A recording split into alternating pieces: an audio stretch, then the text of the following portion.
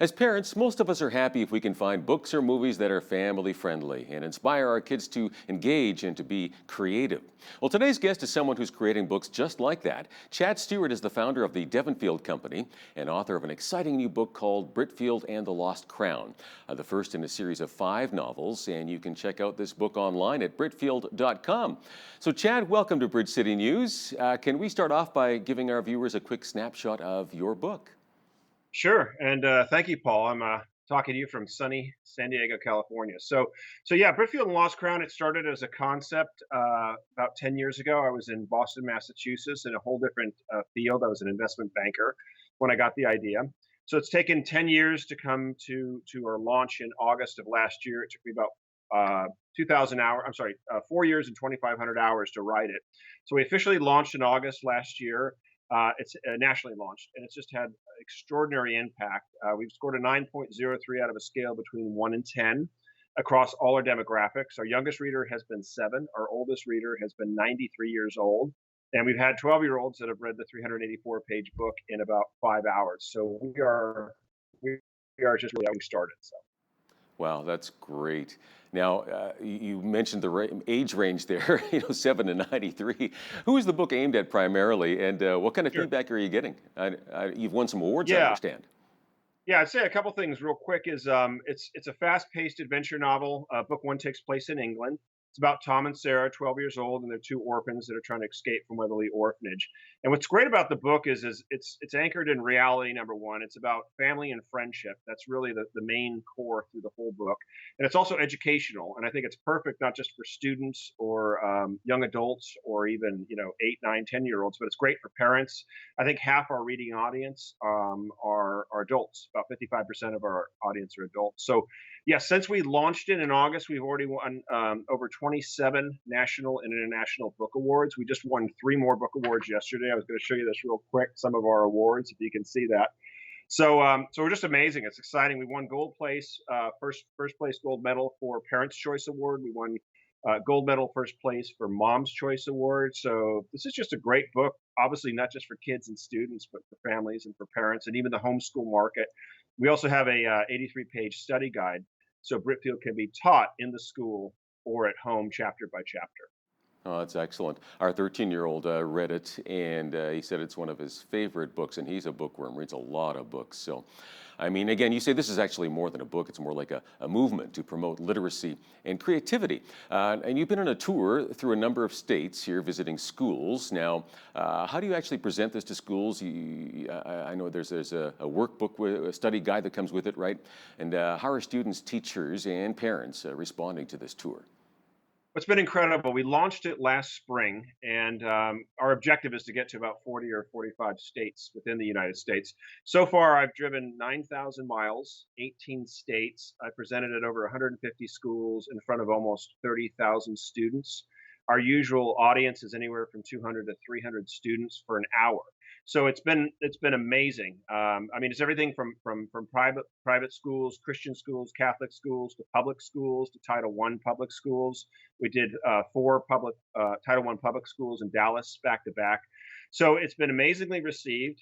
The audience is incredible. It's everywhere from fourth to eighth graders, and believe it or not, I can keep them excited and engaged for an hour presentation. I come on it as award-winning author, which is great and exciting. I talk a little bit about Britfield, but I really talk about creativity. I talk about the importance of creativity. I talk about reading and story and having an idea. And I really kind of try to push that we're all creative.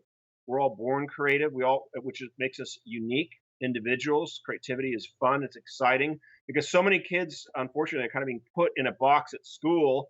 And if they don't fit that model, or if they're not good at math or all these other required testing, they don't feel that they're gifted or they're special, or they're unique, or they're worth anything. And so I really try to instigate that with the schools, and the kids are excited. That the teachers are getting excited and re-energized. With our study guide, I'd say out of all the schools we've been to, almost 20 to 25% have already adopted the Britfield study guide into their reading curriculum and have ordered books. There was one Christian school in Spokane, Washington, of all places, that back in December they ordered almost 50 paperback books so they could teach Britfield this spring. So that's kind of our long game. Our long game is to really impact, just not in the United States, and eventually Canada. Love Canada, and I love the Canadians. Just as a shout out. But Hmm. is really to get Britfield into the reading curriculum and getting some of that other nonsense or agenda riddled books or novels out of the classroom and get something like Britfield and Lost Crown in there, a book that's about family, values, education. It's fun. We like to call it stealth education because a child will read this and they'll learn about history, geography, art, culture, architecture, literature. All these wonderful things are in Britfield as they're reading it and they're reading this fast paced adventure novel. I'll tell you what, I'm just nodding my head going, yes, this is what we need. And I know there's parents, viewing this across Canada going, yes, this is what we need more of. So Britfield.com, check out the book and tell your schools about it. I know you're getting great feedback from Christian schools. You mentioned that you also did some presentations in public schools. What's been the response from a secular school? That's a great question, and it's interesting. And I'd say about 40% of the schools that we come into are secular or just public schools. But the difference is I'm just coming in as an award-winning author, and I'm talking about creativity. And for us, we know that creativity is a gift from God. It makes us unique. But so when I'm talking about it, that's what I'm thinking. But what student or school or teacher doesn't like the idea? Like, yeah, creativity is good. So we're not having any problem getting into the secular schools at all, even the top private schools.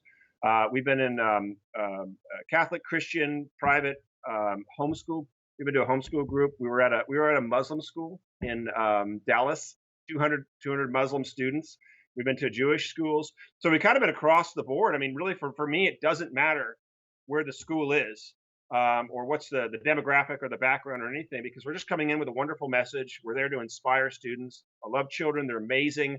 But the big question is are they different in a top public school in California or a Title One school in Louisiana? I was in Louisiana for a week, and there's no difference. The kid, especially at that age, between 10 and 12, they're excited. They have wonderful questions.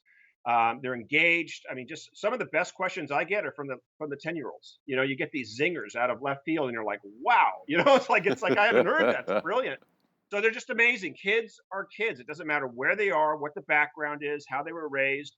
Kids are amazing, and so we're giving them a great book, Britfield Lost Crown, to read, to inspire, to educate, and we're also transforming the entire reading audience. So many kids have been engaged in the games and the computers and all this other Oh, social yeah. media and all that other stuff.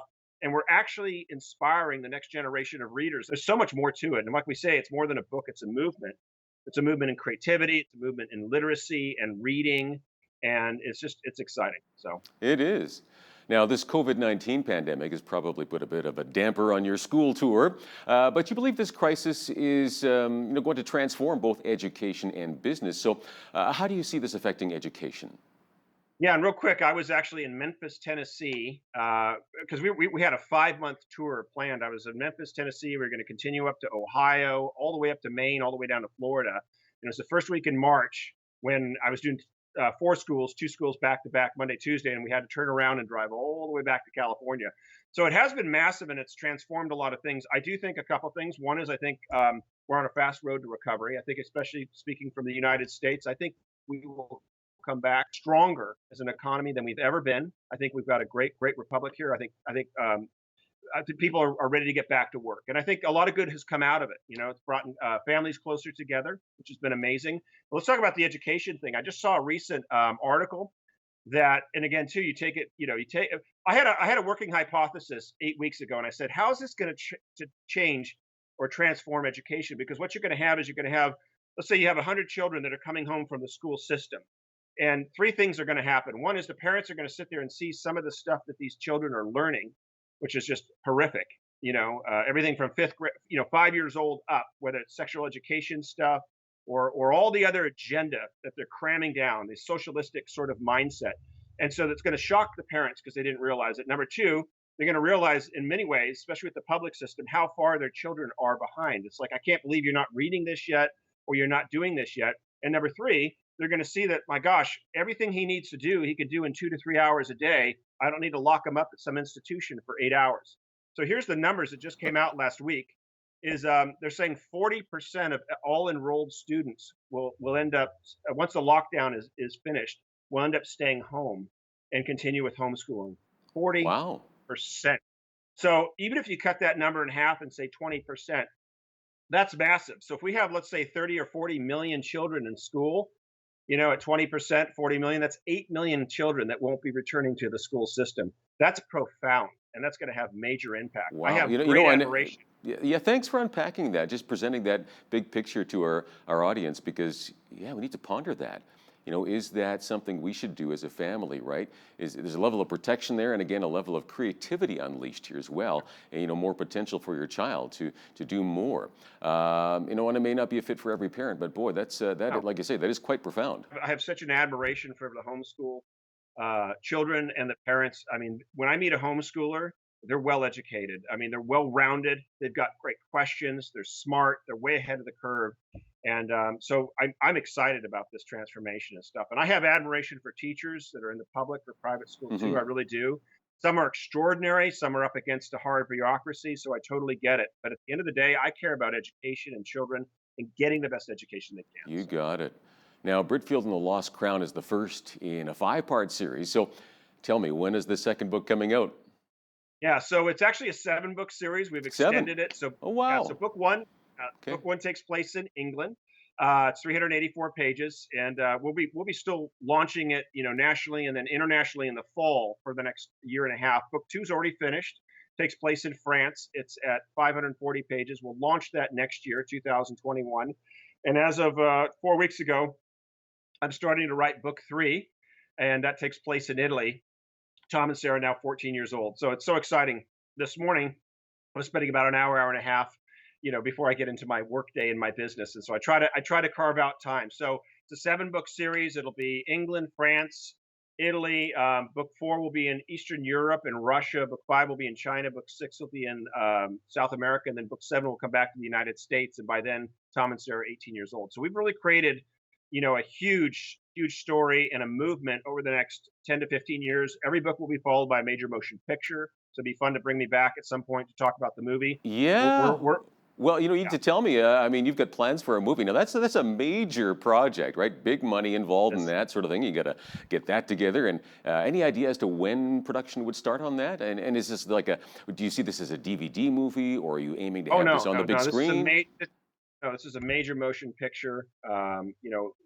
You figure around $120 million budget, but we'll be able to make it for about Wow. $40 million. Okay. And I think we're going to attract a lot of fun and A-list actors. We want just good actors, but I think we'll get a lot of wonderful actors. I mean, let's just say even like Denzel Washington, that Hmm. just loves the book or the story, or his kids loved it, and they just come in just because they want to be a part of this thing. I do believe that Britfield Lost Crown will be one of the most anticipated movies and one of the most successful movies in cinematic history. So I'm making that prophecy here. And it's the type of quality that we need out there. And so many people complain about what's happening in Hollywood, and rightfully so.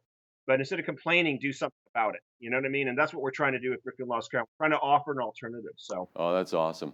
Real briefly, there's probably young people watching too with this, pandemic underway. So, any advice you have for a young person watching who aspires to be a writer or a movie producer? oh no, absolutely. In fact, too, we're launching our first writing workshop. It's going to start in June, and it's a 3-week writing workshop. It's going to be Tuesdays and Thursdays. So if you want any information about it, just go to our website britfield.com and email us at info@britfield.com. And we're filling up fast. It's great, and so it's a lot of exciting. It's me bringing 30 years of experience, everything from script writing and nonfiction to the Britfield series consolidated into 6 hours, but it's going to be a lot. It's going to be very exciting. So I think two things about writing: write about what you know, and write about what you love. And it takes a lot of time. And it's like anything. It's like anything else. Writing's like a sport. Writing's like a profession. As much time as you put in, as much is the quality that you'll get out. And if you want to be a writer and you're writing 1 hour a week, how great is that going to be? It's like playing basketball. If you go out and practice 1 hour a week, so it's time, it's dedication. Write about what you know, write about what you love, and a few final tips is it's really good to have a beginning and an end. Know where your book is headed. Your ending can change, but you need to know where you're going. I always look at writing as like a road trip. I'm starting here in San Diego. I'm taking a 3-week road trip, and I'm driving to Boston. So that's great. I've got a beginning and an end. Now, where am I going to stop along the way? And those become your chapters. As part of this journey adventure. So That makes sense. Our politicians should pay attention to that too.